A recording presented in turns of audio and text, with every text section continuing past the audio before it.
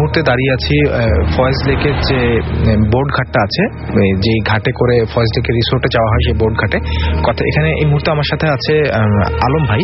আলম ভাই হচ্ছে যেই বোট অপারেটর হিসেবে আছে, যিনি এখানে পারাপারের কাজ উনি করে থাকে। আলম ভাইয়ের কাছে আমি একটু আগে জিজ্ঞেস করছিলাম তার এখানকার, যেহেতু ইনি অনেকদিন ধরে এখানে আছে এবং এখানকার অনেক ধরনের কথাবার্তা শোনা যায়, আলম ভাইয়ের কাছে শুনে আসি যে উনি আসলে এই জায়গা সম্পর্কে ওনার পার্সোনাল এক্সপিরিয়েন্সটা আসলে কি। অ্যাকচুয়ালি আমরা তো এখানে অনেকদিন ধরে জব করি, বিভিন্ন অনেক রাত্রে আমরা বোট নিয়ে পারাপার করি গেস্ট। তখন সেক্ষেত্রে দেখা যাচ্ছে আমরা বোটের মধ্যে সি ওয়ার্ল্ডে যাই, সেই অন্ধকারের মধ্যে দেখা যাচ্ছে আমাদের মন অনেক সময় চমকে উঠে দেখা যাচ্ছে একটা লোক মাছ ধরছে এমন মনে হয়। তো তাকে দেখে আমার খুব একটা ভয় লাগে, যেহেতু একটা অন্ধকারের মধ্যে। তো যখন আমরা বোট নিয়ে কাছে যাই তার হাওয়ায়, মানে তাকে দেখি না সে কে হতে পারে, তখন মনের মধ্যে একটা ভয় পাই, যেহেতু অন্ধকার আমাদের এখানে।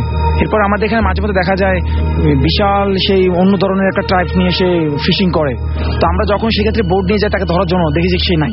আবার মাঝে মধ্যে দেখা যাচ্ছে খুব অমাবস্যা রাত্রে এখানে খুব অন্ধকার হয়, সেক্ষেত্রে দেখা যাচ্ছে আমাদের বোটের মধ্যে যাওয়ার সময় আশেপাশে এমনও হুজুর টাইপের, সেই পুরা পাঞ্জাবি লেবাস পরা, সেই বিশাল লম্বা, দেখতে অন্যরকম। তো মনের মধ্যে অনেক সময় চমকে উঠে। এটা কি মানে কোনো বিশেষ দিনে দেখা যায় না, মোটামুটি সবসময় এ ধরনের জিনিস দেখতে পাওয়া যায়? বিশেষ দিনই দেখা যায়, মানে ইমিডিয়েটলি মানে সবসময় দেখবো ওরকম কিছু না, হঠাৎ দেখা যায়।